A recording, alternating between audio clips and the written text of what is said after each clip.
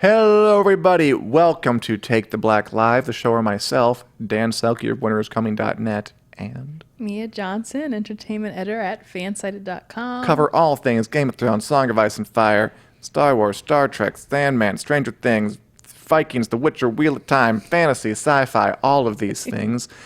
Bringing you the latest news and insights and how this can be useful to you in your daily life. Thanks for everybody joining. Mia, how are you doing? I'm doing fine. How about you? I'm good. I'm glad that TV is back. Yeah. I'm watching The Outsider. It's spooky. I'm watching Avenue 5. It's okay. Yeah, I've heard some things. It sounds good as I want it to be. I'm so disappointed. Yeah. But before we get to that, hey Julie, hey Terry, hey Jen, good to see all ya. Oh, coffee ready for some tea. Yeah, all right, get we do have ready. some tea. Let's go into this. Is actually going to be a Game of Thrones heavy week because it's one of those lovely weeks where just the news is everywhere. First of all, the Game of Thrones cast got together for kind of probably the last time we'll see them together. Aw, yeah. Until like 10 years from now, someone makes like a documentary about the phenomenon, I'm thinking. Ooh. And there's somebody at like an event. Sorry. At the Screen Actors Guild Awards, where Peter Dinklage finally, after 6 times being nominated, finally won the Male Actor in a Drama Series SAG Award. So congrats to him. That was a long time coming. Now, having said that, now that the show is entirely over, I think it just goes to show how little performance really has to do with nominations, that he is like the only Game of Thrones actor to ever win any kind of award for the show at all. Wow. I didn't think about that. Any, like, Lena Headey as Cersei? No. Like, Emilia Clarke as Daenerys Targaryen, who should have been nominated for this, I think, didn't. Gwendolyn Christie, I think, was nominated, she didn't win. Missy Williams, Sophie Turner, Nicholas Waldout. No one else ever won. Huge snubs. Alfie Allen. I think so. Immense snubs. And I mean, like, I love Peter Dinklage, don't get me wrong. I think, I mean, but I do think at the end of the day, just awards, they really aren't about they're about what you get into your head and the momentum and the votes. And he's not like a vote-getting guy. But I think, Academy, or in this case, going to go like, oh, Peter Dinklage. Yeah, he's talented. Yeah. Slap. Yeah. Like, I don't think there's a ton of guy. awards you have to realize aren't really a stamp of approval. Although I'm glad he got this finally. Yeah, it's good for him. Definitely. And it lost. I also wanted Game of Thrones to win Best Ensemble, which I think it totally. They could have pulled that off. Look, maybe not for the final season, but as a whole, like, reward the whole thing. They were still good actors, though. They were. Ensemble is just about and there are the so acting. many good ones. Yeah. Like, that show launched a bunch of careers. Yeah. Like, Sophie Turner, Missy Williams, they're going to be around for a while. I think Kit Harington's going to be in Marvel now. Emilia Clarke is doing romantic comedies. Like, that cast is important. Important, whatever. Yeah. They're big and they'll be around for a while. Yeah. They definitely put them on the map. But they lost it to the 3rd season of The Crown. Which, like, The Crown, I think, also won, like, some Emmys in the last year or some other shows, which I like The Crown, but it's, I'm not sure, like, what the appeal is for voters. I can like, only you see love maybe stodgy like British dramas. Yeah, like that. It's kind of no one even highbrow. gets eaten by a dragon in that. Yeah, where's the fun in that? But maybe it's like, oh, she has to imitate the queen and she has to talk like her and get her mannerisms correct. So maybe that's what it is. I'm not entirely sure. And as Isabel says, that Lena deserved it every year, which, is very true. But I am glad he at least deserved it for that walk of shame scene. I'm still mad she didn't get anything for that. That's so good, acting-wise. Yeah, acting-wise. But, we move on. I also figured it'd be interesting, just because this is the last time that we're ever going to see the cast together again like this. We do one final little fashion rundown of what they were wearing at the SAG Awards and talk about any of this. Everybody watching out there, feel free to weigh in. Okay, hit it! First, we have Nathalie Emmanuel wearing a flower giant bow gown. Not the best pose, this. I feel like Crouch me up, but the gown is cool. It's it's giving me huge like Kate Spade vibes because it's just so incredibly cute and flowery and flirty, and the bow is also cute. I will say it's a little weird.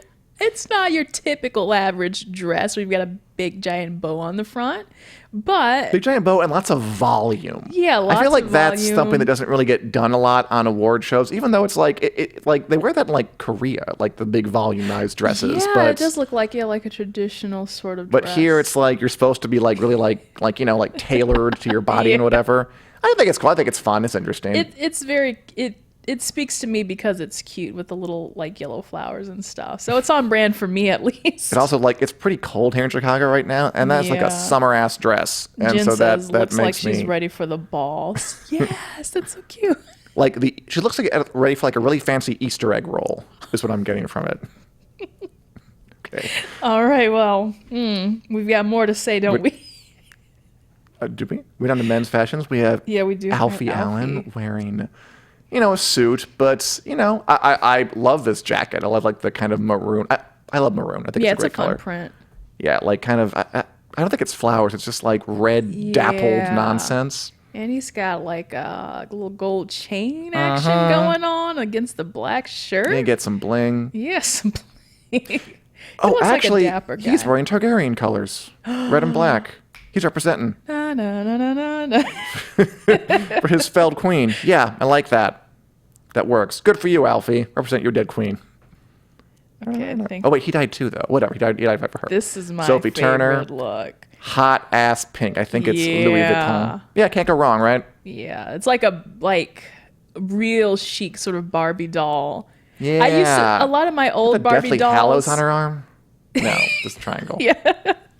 It reminds me of my old Barbie dolls because they were kind of like the mid 90s, late 90s. So they would really have these like hot neon colors and like metallic sort of vibe. And that's what I'm getting from her.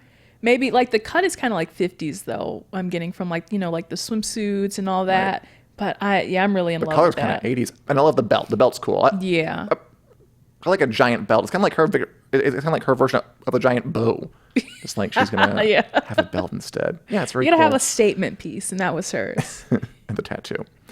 By the way, speaking of actors who've been put in the map by Game of Thrones, what about Pedro Pascal? Ooh, I mean, look, this guy was. Is that the Mandalorian theme song? It's just 100% stuck in my head, so sometimes I have to get it out. It's good. I mean, we were talking about this in the Take the Black Club episode. No, wait, we're talking about that 8 seconds ago. What am I talking about? How Game of Thrones put people on the map. Like, here's a guy who never heard of him, and now because of Game of Thrones, he is in like maybe the next great hype for serialized television, The Mandalorian. He looks great. It's a smooth. What would you describe that color? Because it looks like it could be like a tan, like in one light gray and another light beige, off-white, eggshell. Yeah, there we go. All of those words are rocking. A kind of monochromatic, neutral tones top going on. But I always like when a guy shows up to an award show not wearing just like a black suit, you know? Yeah. Is there still that problem where Pedro Pascal is single? I don't know. I'm going to have to investigate that still. That is. If anybody in the comments knows, is Pedro Pascal single? Mia Johnson might be interested. I would like to know. Thanks.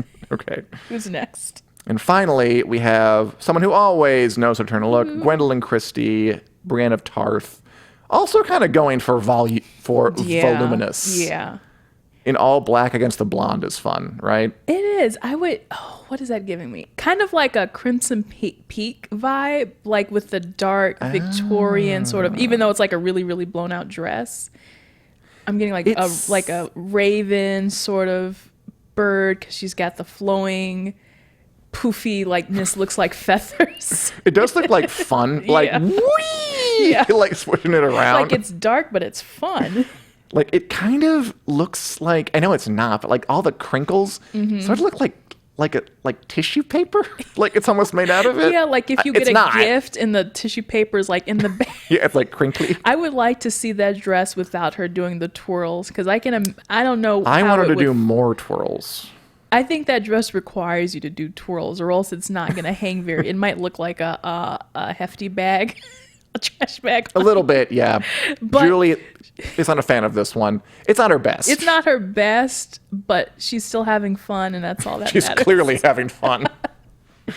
I wish there were some people to wear capes around town. Then I would wear some capes and just go like, I've got a long, like, this sweater is very long. I love wearing this. So anything that can, like, flow behind me, I'm all for it. Tent, says Sherry. Yeah. Kind of a tissue paper tent. Ooh, well. Anyway, that might be the last time we get to frivolously break down. I mean, we can do other people. Of course. You know, what's the cast of Doctor Who wearing to something or other? Yeah. House of the Dragon. Oh, speaking of that. What? I thought next. So last week, we were doing this show. Literally in the middle of it, we got the news from the TCAs that House of the Dragon, the Game of Thrones prequel series that's being made right now, had a tentative release date. Basically, Casey Bloys, the HBO programming president, it's hard for me to say, was just like asked about it, and he just kind of said like, I see it coming out in 2022. It wasn't like a firm is coming out then or anything, but like that's when he kind of guessed. So I guess I have a 2-point question for you. Is that too long, not long enough? Kind of, does that sound right to you? And part 2, what is that going to mean for the Game of Thrones follow-up to kind of come on the scene at a time when basically all of Game of Thrones children, like The Wheel of Time, The Witcher, or Lord of the Rings, are going to be like, out and doing their thing by then? You know what? It feels like we're not already halfway there, because that was last year. So 2022 would be 2 years from now. 2 years from now, which would make it a 3-year gap. Yes. Which is wow. You know what? I really don't think that it's gonna matter all too much. Game of Thrones to me has kind of solidified itself to the point where it's like they have their fans. Nobody's gonna go away. And it will just give us time to build up anticipation and all the, ample hype, and whenever the set photos start rolling around and stuff. That's kind of like the pre-show, like, if you're really tapped into the leaks and the set photos, all those sorts of things, it really gets you hyped up for it. So yeah, I don't imagine it's too long. Especially considering, like, I think the important fact is that it's not like a new season. Like, I can wait a year for a new season. It's a new show. Yeah, there's no cliffhangers or anything like that we have to deal with. So I think that's where they also kind of get a little leeway in the fact that they don't really have to, have people be like, oh gosh, what's going to happen? It's just like, it's just something brand new. I'm here and I'm gonna do it. We got some opinions already. We got Jen Case saying too long, saying oh no, Sherry, I don't think they will premiere all at the same time, probably the other show. Talk about that. Julie saying it sounds about right to me, as long as it's not late in the year. I was just thinking that. I was like, if it's late in the year, then that's kind of pushing it. But I could see it being like a May release probably. Diane asked, have they started to cast it yet? They think they may use some of the cast from the prequel pilot we never saw. I don't know if they're starting to cast it yet. I certainly hope so. I said this before. I'm saying it again just because it bears repeating. Naomi Watts was going to be in the original pilot Blood Moon, which got canceled. And he talked about that a little bit, by the way. He basically said, like, oh, yeah, it was really good. Casey Bloys said that part of the issue with Blood Moon, the original pilot, was that they were kind of making it from whole cloth. Like, they're making up everything, because it was set so long before, like 8,000 years beforehand. Yeah, that's a lot of work. Like, there was no text. So you basically build a whole world. And this new show is based on a book called Fire and Blood, written by George R. R. Martin, that has a lot of characters, a lot of good characters, a lot of good plot. Like, I said it before, the story is good. If they do it right, it can be really, really good. So I'm taking that to mean that Jane Goldman, who was making the original show, kind of like tried her hand at like, and here's Bitsy Targaryen. It's like, no, that's awful. It's a terrible character. And just it wasn't working out. Yeah. And so they said, no, we're going to go with the text. Yeah, let's just go with something safe where the foundation is there. And part of me is like, I'd rather start something new. Part of me is like, this is a good story. So like, yeah, do what works. Yeah. I guess it's like how, I don't know if I'm saying like, how faithful do you want to be to George R. R. Martin? Because I feel like if it were for the other show, you would kind of have to like go off on your own and hope he has your blessings. Maybe that's not how. Maybe he would be more involved with it, but I do feel like there would be that risk in being he's got a whole other thing going on. Yeah. As Nicole says that I like Tony Regbo, some said we won't see it. I'm sure they'll cast some standbys. I do think it sounds about right for the length of time, because it's gonna be a complicated show. They gotta have the special effects and the sets and all that stuff. Yeah, 2-year turnaround to me seems a little quick. It may be like long to have it going for 3 years for fans, but in terms of production, it sounds about right. Yeah, unless they were like, had the time to plan it during Game of Thrones while that was still airing. I don't think they did. I think they wanted to get Game of Thrones off their hands first and then start with a clean project, which sounds about right. I mean, if they went with the older thing, which they made a pilot for, we'd be seeing it sooner. But they're kind of starting. They said like, no thanks, and they're starting with this new thing. As someone was saying, blah, blah, blah, blah. Oh, Sherry was talking about which released the season all at once, but not compete. So I was talking about earlier about what's it going to be like when it debuts, say in 2022. And I mean, like, yeah, it's not going to directly compete with things like The Witcher because they're different shows. Yeah. But what I'm saying is that when it debuts, Game of Thrones, when it began, there was nothing else like it on TV. There was no other big budget sci-fi fantasy genre spectacular. Big epic storylines, complicated characters, lavish production values, like a 7-season plan. Yeah. Like it just wasn't around. Now, because Game of Thrones is a big success, there's a bunch of shows like that. Right. Either already started, like The Witcher. I mean, I didn't love it, but it's been a hit. Yeah. Like, people have seemed to really like it. We're getting season 2. So yeah, we're getting season 2. We're also getting an animated movie this year. Yeah, I was like, all right. I enjoyed it. I did. I liked it. It was goofy. But so that's going to be a new contender. Amazon is prepping these Wheel of Time and Lord of the Rings shows, which are going to be very in the Game of Thrones mold of big sweeping epics, fantasy epics that kind of take you on like years long journeys. Obviously, they're not Game of Thrones. That's its own thing. But they are more like Game of Thrones than anything that was on the air when Game of Thrones came on the air. Yeah. So that's what I'm talking about. Like, when this new show debuts, is it like gonna march in there and just sit on the throne it left vacant for a few years? Or is it going to march into like a raging battle for that throne, to keep with our little metaphor? I think that because this is a new series, it might actually, like, they might be equals to all the other shows. And depending on, like, Witcher, we'll probably have Witcher season 2 by then. Or definitely. And so it might even be that this is what, House of Blood? House of the Dragon. I'm like mixing everything. House of the Dragon. House of Blood. That's a whole nother. It might just be the underdog in the situation where they kind of have to prove themselves. Like, hey, we're back. We know this isn't the original story that you were used to, but we're hoping that you'll still love us just as kindly. I think that could be a good thing. Yeah. Like, if you need to carve out your space, it makes you work harder. Yeah. Like, you don't want to get lackadaisical. Yeah, they're like, oh, those and guys. Just kind of like you have a right to it. You don't want to feel entitled to the throne like certain people, like a Cersei would. Be more like an up-and-comer like Daenerys. But just don't commit genocide. Don't. Not the end game there we need. But yeah, for them to be like, those guys at Netflix are saying that The Witcher was their #1 premiere, which those numbers. Did you read that? Yeah. So actually, really brief. This is worth saying, yeah.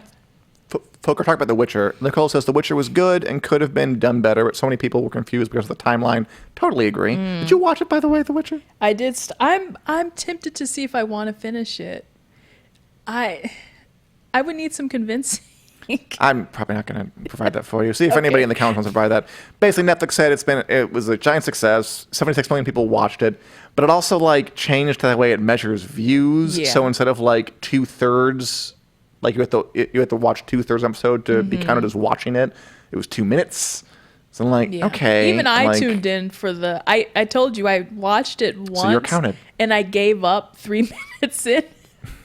Before I watched it a second time all the way through. So I guess Netflix, that counts as 2 views then probably. They're like, does it? Wow, I don't know, but they're like, one household. Yeah, okay, one household. But yeah, those. But you're counted. To think those 2 minutes counted, and they're like, wow, hot dog, did so many people watch our show? I mean, that's like we're kind of getting off track, but it is interesting because Netflix, it's like is Netflix more like YouTube, which counts views like that, or more like traditional television, which counts them like you watched the whole thing, you watched it?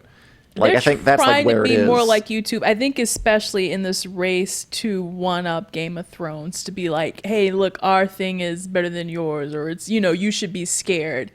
But of course, the numbers and the views don't necessarily reflect how audience felt about it, which is a whole nother, topic altogether. Nicole says, I watched it more for Henry Cavill in the bathtub, not gonna lie. I mean, I'm not gonna lie, I didn't hate the pants he was wearing. It's like that. Yeah, I was like, I'm really in this for Henry Cavill, aren't I? He was great. Yeah. He was very good. Yeah. His pants were very tight and made of leather. They were. So that's about all I have to say, I think. Yeah. I kind of lost track of House of the Dragon. Of course, I'm looking forward to it. And I hope they knock it out of the park. Mm-hmm. And I don't think it's too long to wait. I think it's about right. And I'm sure it will come in with an advantage, but enough of it advantage? We'll see, won't we? Yeah.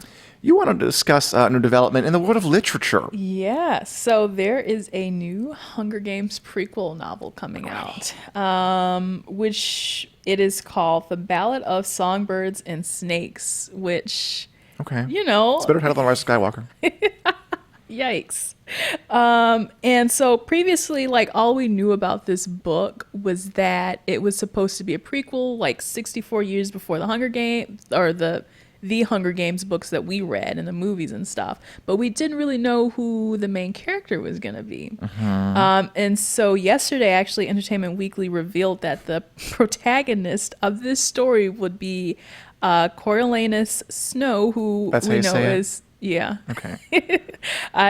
Who is President Snow? And I was like, okay. People on Twitter were like, oh no.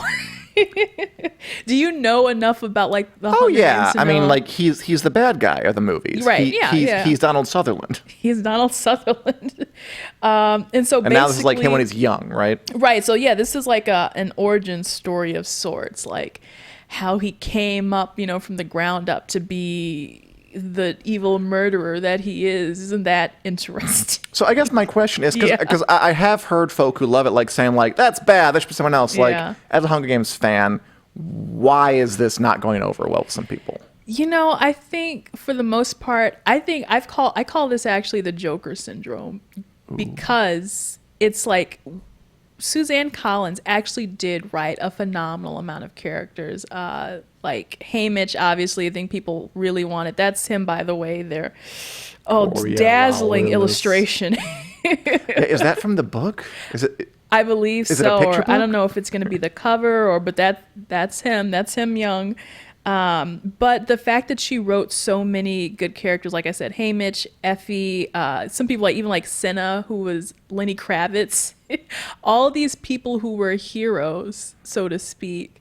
And then to pivot to a villain, they're like, oh, we don't want to hear about a guy who's going to kill people or, who's going to grow up to be a murderer, which to me sounds exactly like the Joker. Kind of like... Oh, yeah, kind of. Almost like, obviously this novel isn't out, but in a sense glorifying him through his origin story and his, like tough luck narrative sort of thing, which it was like they gave an excerpt of the book. And he wants to be like a mentor for somebody, one of the new Hunger Games tributes. And he ends up with like the worst district, which is District 12. And he's like, oh, rats. Yeah, they suck there. So there is some controversy brewing there, of course. Yeah, I had a writer who wanted to pin like a long thing. I'm going to read it right after this. Yeah. I mean, to me, if someone, again, does... I mean, I watched some of the movies, not all of them, but I didn't make it all the way through. I mean, like, I don't know. It's like, can we not go and see the story of how cruelty and evil and a cautionary tale about how it takes root in somebody's heart and ends up, I'm sure it'll be about power and blah, blah, blah, blah. I see this like less Joker and more like a biography of a young Joseph Stalin. It very much could be that way. And, I think that I read all the books, so I'm like, Suzanne Collins is a good writer. She's a good author. So I have no doubts that the way this book is going to go, like it will be entertaining, and it will, I think, sort of satisfy that like inner knowings of like what happened before Katniss Everdeen and all that stuff happened. So I mean, I'm still with it. It's an interesting pitch to be like, I mean, if you think about it, essentially, this is what the prequels did. The prequels for Star Wars, totally. Right? They took the antagonist badly. And they were like, we're going to send it. Yeah, it went badly. That's a whole, that's something else. But they were like, we're going to explore, how he came up. Why did he become this way? And, as a person who loves villains, I'm into that story anyway. I'm into that narrative, like, oh, why are they this corrupt? So I'll take it for what it's worth. I'm not like coming out soon, right? It's coming out in May 19th, I believe. So we'll see. I will be curious to read. I'm gonna look at it. Speaking of books, I wanted to talk about just this story. It might be interesting only to me because I don't think these books are really widely known. But I heard this week that Epix, which is a channel that I'm not even sure how to access was on it. Epix. I think you're right. You need it was a password, and then you have to go and sign a permission slip to have. Nicole says the best thing about Hunger Games was Katniss's flaming dress. Yes. Agree. But anyway, Epix, this kind of channel I don't really care about that much, but whatever, I'll take what I can get, is adapting Bernard Cornwell's Warlord Chronicles for television. Okay, so the Warlord Chronicles Please, yes. are to me, I'm excited because I read these books as a kid. As like a middle schooler. I got these books. They are a telling of the Arthurian legend, King Arthur. Mm-hmm. In like a really kind of grounded Game of Thronesy way, where they're all presented as like just kind of realistic medieval characters. Yeah. I found it very compelling in middle school. I think there's a really good cast. Like you have all like the classics, like your Arthur and Lancelot and Guinevere and Merlin, all those folk. But they're all like really grounded and sort of kind of like, how would King Arthur's story really have gone if it was real? And that was kind of like the conception. Full of great details, full of great character moments, really well told, lots of different roles, different people, a lot of women characters in it, which I think is good. You need that kind of, if you're going to make a show today. And just, I always wondered, like, when this thing started, when people started to be like, after Game of Thrones, we're like, we gotta make Real Time. We gotta make Lord of the Rings. We gotta make The Witcher. Yeah. Like, I was like, why is nobody getting the World of Chronicles? They're perfect for this. Well. They have lots of good characters. It's a trilogy. There's 3 books. So you can make 3-4 seasons of television out of that. They're by the guy who wrote The Last Kingdom on Netflix, which is another historical fiction show. Although Arthur is like historical fiction, is like being generous. But that show is very, very well liked by people. The Last Kingdom, people at Wix seem to love it. He's a proper historical fiction author, Bernard Cornwell, who has he also wrote the Sharp books with Sean Bean in the main role. Oh. It's like a Napoleonic War thing.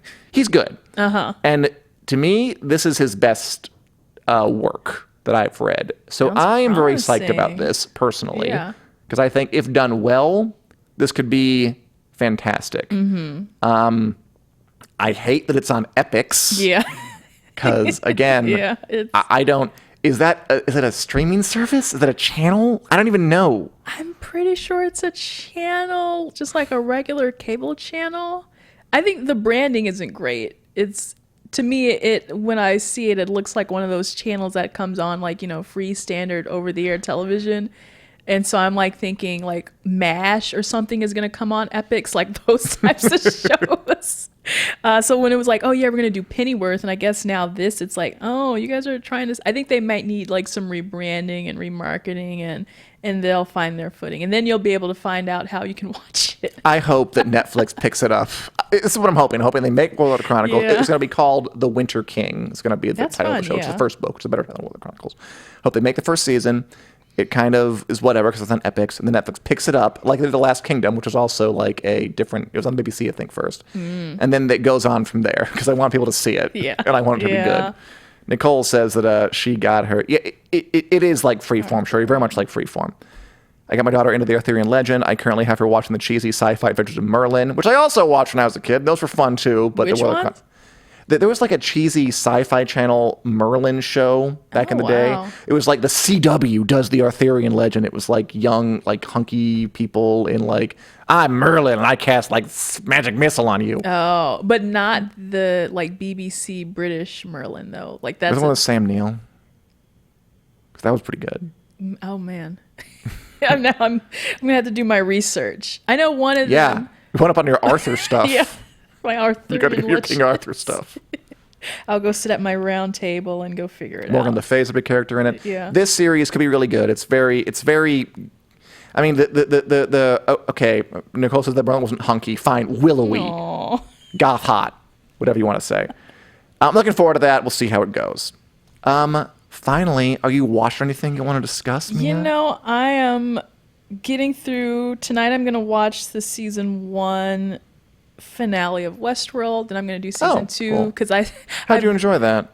You know, I'm getting through it. I was a little interested because it seemed like the second to last episode of season 1 answered all my questions. So I was like, there's no need for a finale. So I kind of like took a break. Oh, there's a need for a finale. Yeah, so I watched like 30 minutes of the finale last night, and I had to do some cleaning. So I'm going to finish that up. And I volunteered anyway to write our review for season 3. So I was like, I'm going to have to blast through this anyway. Get through it. What did I tell you? I still have to pick up Fleabag season 2, and I think liked it a lot. I think I can knock that out in one night. It's like 6 episodes. Yeah, I knocked out the first one in one night. Like it's kind of like one long movie. So I'm gonna try to schedule that in. But Did you enjoy Westworld? Yeah, it's so on brand for me. Oh really? Good. I am super duper into like the Android AI discussion, those sorts of things. So I was like, I knew I would like this show. I just had to carve out the time to watch it. So I'm actually glad that I got settled into that. I've got some like new favorite characters and all that. I'm curious to see how you feel about season 2. So I'm bring those opinions to the show. Oh, I can't wait. Anything else you're into right now? My goodness, my cheesy Disney Plus stuff. Sure. Which has no place on this, but I do have to announce really fast. that Disney Fairy Tale Weddings is coming back. Good. On Valentine's Day on Disney Plus. I adore that show, so I can't wait for new episodes of that. Okay. Yes, that's my Disney Fairy Tale PSA. Weddings. Good. All right, I started to read The Wheel of Time finally. Oh, I'm trying to get into that, so we'll see how that goes. Uh-huh. It's 14 like massive ass books. I'll meet you in 5 years. I also watched Avenue 5, which I was looking forward to, the Hugh Laurie, Armando Iannucci sci-fi show. It was fine. I don't know. I thought the guy who does Veep, I loved Veep, doing a show, kind of a Star Trek-y comedy in space would be recipe for success. The first episode was kind of formless and didn't really end right, and just kind of got into things too quick. And it was it's like a half hour. It's a half hour, so it's low commitment. Which is nice. Yeah. He's doing something new. Maybe it'll take a minute to find his footing. It was still funny. Like the guy, he's great at zingers. Mm-hmm. Like it's not boring to watch. I was just hoping for something a little more well crafted out of the gate, but we'll see. I was watching The Outsider on HBO, which is a Stephen King adaptation. At me, it's scary. I'm scared. Is it really scary? Yes. See, that scares me. I mean, yeah, I don't watch a lot of horror things, and I mean, like, it's mostly detective show. Okay. But like, there's obviously a monster kind of looking on the sidelines so far, 3 episodes in, and it upsets me because I know he's going to do something bad later, and I would rather he go away. Oh, is it like a typical Stephen King? Because I appreciate. Well, aside from everything that in theory, I like Stephen King and his stories. I mean, when you write 30 million books, surely if you were going to be good, I think his movies are usually better than the books. Mm-hmm. Like, as the directors take them and be like, okay, let's just take out the parts that don't work at all, and we'll so much extraneous, information. We'll just make a good one. So far, I mean, it's good. The show, it's definitely good. Yeah. I mean, it's working on me. I am creeped out by The Outsider, and that's why I like to have you Jason field Bateman like the things that I need to like. It's like, okay, I'm gonna go to Dan first and see if this is worth my time. So. And Outlander's coming back real soon. That is true. We will have someone on the show. I think I'm going to bring a Reba, who's a big Outlander fan, on Wick to talk about it, because I need someone to school me on that. And so, I'm looking forward to all of that. Yeah. Oh, and Picard's coming up. Yes, Picard. Like tomorrow. Yeah. Are you going to watch that? Say yes. Yes, of course, with my CBS All Access account that I definitely have. Okay, we'll have to. I'll have someone on here to talk about Picard. I am a wanna Star discuss it. Trek. I'm like a mild Star Trek fan. I like The Next Generation. I love Picard's character. But man, that's CBS All Access. There's just a lot of streaming services. Yeah. NBC's one's going to be free with At ads. least, That's and nice. they announced some really interesting stuff. So, Dude, HBO Max it's $15. It's going to come out in like months after others are already out. I predict failure. yeah, I don't see it that's going a well. hefty price tag. Especially when there's so many other ones already out. Exactly. Yeah, you can't be late. But we'll see how that goes. At least NBC is going free with ads. Yeah, like thank you, goodness. maybe you can get late and if you're free. But can you get late if you're like the most expensive one? I don't know, man. I don't know, Casey Yeah. Boys. I don't know, Warner Media. We'll see about it. All right. Sherry's a Trek geek. I'm going to have someone on here to talk about Picard. David Harris is a big fan of Picard who works for us. Maybe if we get If him I on. can find a way to watch the episode, I can give my opinions. Yeah. Ditto. Go to somebody's I've house. never watched Star Trek, and even I like Jean-Luc Picard. Oh yeah, it's a great character. I So think strong and forceful and bold. it's Patrick Stewart. Yeah. He's a doll. All right. Anything else you want to say before we sign off? I think I've got everything out that I need to say. All right, everybody. Thanks so much for watching. I have two notes before we leave you. First of all, please rate us 1,000,000 stars on iTunes. Give us positive reviews, yada, yada, yada. Begging you for positive reinforcement. And B, next week we are going to not be here. We're taking the week off. The